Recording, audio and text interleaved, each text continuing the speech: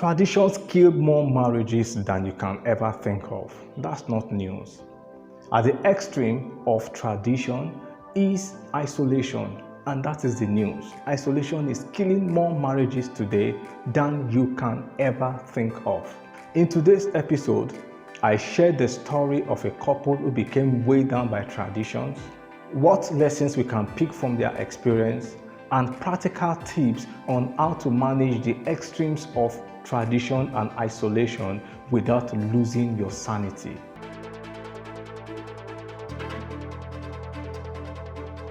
About 2 decades ago, one of my cousins got married to this beautiful damsel.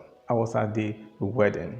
But one of the things I realized is that my cousin allows so many people to come into their home, his friends, my other cousins, brothers, sisters, just any kind of person comes into their home. And the bad thing is that not only do they just come around, they just use the house anyhow and leave the wife to do all the cleaning and all the management all by herself. A few months after their wedding, I was in that city for a particular project. So I put up with them for a few days. And I noticed all of these excesses from my other cousins. I told my cousin when I was leaving, I said, I don't like the way you are treating your wife. I believe you can do better than this. Obviously, my advice fell on deaf ears.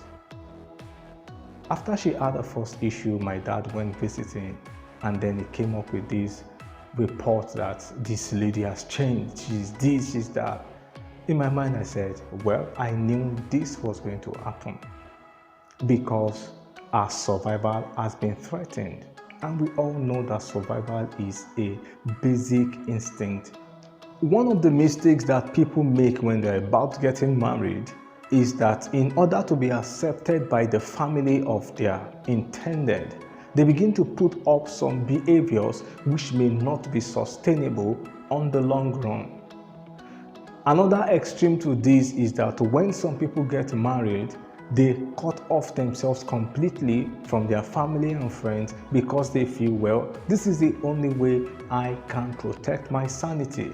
It is seen that in nations where they practice more of communal living, marriages thrive more than in communities where people live in isolation.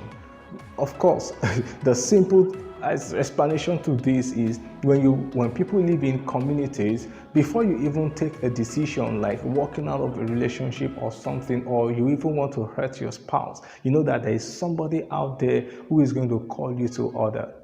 But how do you call somebody to order who is not accountable to anybody? That's one of the dangers of couples who live in isolation.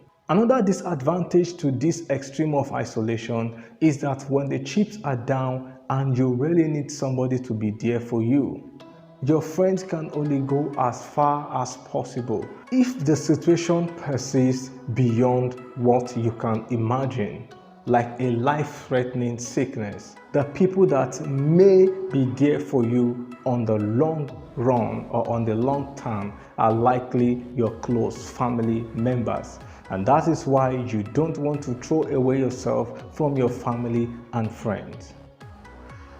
If this is the case, then what can you do to maintain your sanity in the midst of all of the pressures of trying to avoid the extreme of tradition and also not being at the extreme of isolation? Let me offer you 3 practical tips in this episode on how you can manage this dichotomy. Number 1, control access to your family. One of my mentors usually teaches on the principle of family immigration system. He would say that the family should be treated as a nation, and as a nation, you need to control access to your borders.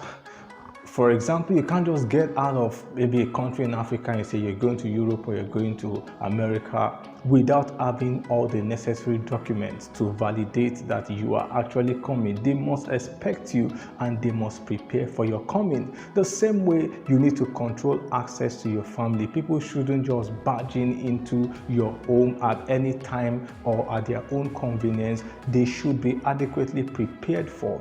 And when people come into a nation, you tell them the values and principles that guide your nation and the expected behaviors.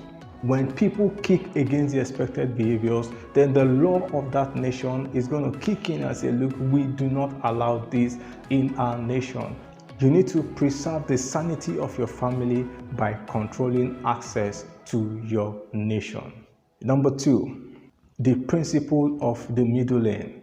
I read a book some time ago where the author was saying something about not being at the extreme of doctrines or teachings. When you go to the extreme of anything, chances are that you will be wrong.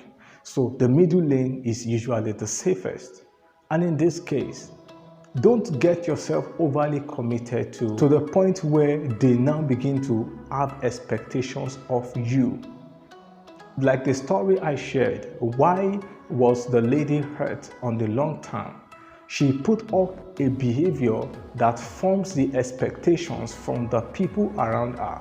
And at some point, she couldn't continue putting up with this behavior, and that turned the whole thing around, and people started saying all manner of things against her because they do not understand that she was fighting for her survival, she was fighting for her sanity.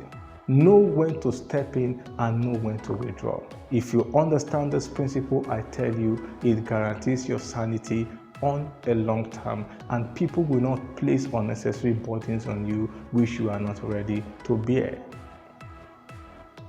Number 3, each party should handle his or her own people. How do I mean? When people come into your family, if you are the guy and the person coming, maybe your mom, your dad, or your brothers or your cousins, you should be the one dealing with them. As the person who has dealt with your family members for so many years, you should be the person to tell them their excesses and the things you do not approve of in your own marriage, in your own family, in your own nation. On this note, I call it a wrap. Thank you so much for being a part of this broadcast today. I've shared on who is the provider, housekeeping versus homemaking. I've also shared on principles for managing waiting seasons in your marriage. That was our last episode. Please, why don't you share this broadcast with your friends? You know somebody who needs to hear some of these things. Please share with them. And of course, drop your comment and subscribe to my channel. Subscription is free, and like someone says, the subscription button does not bite. Just click subscribe. Yeah, that's all. Just click subscribe and let's build this tribe together. You know of a couple who should see someone to help them manage the different transitions they are going through in their home. Why don't you recommend us? You can give them this phone number, +234 806498 0357. Once again, +234 806498 0357, or send a mail to askdab@dailyayurbankole.com. askdab@dailyayurbankole.com, and we can get started with them to manage this transition. I believe that bliss is possible in every home. I believe that every one of us is supposed to live a life that is fulfilled, a life of abundance, a life where we have rest everywhere around us. Let's go on this journey together. Till we meet again in the next episode, please remember. Okay, see you in the next episode.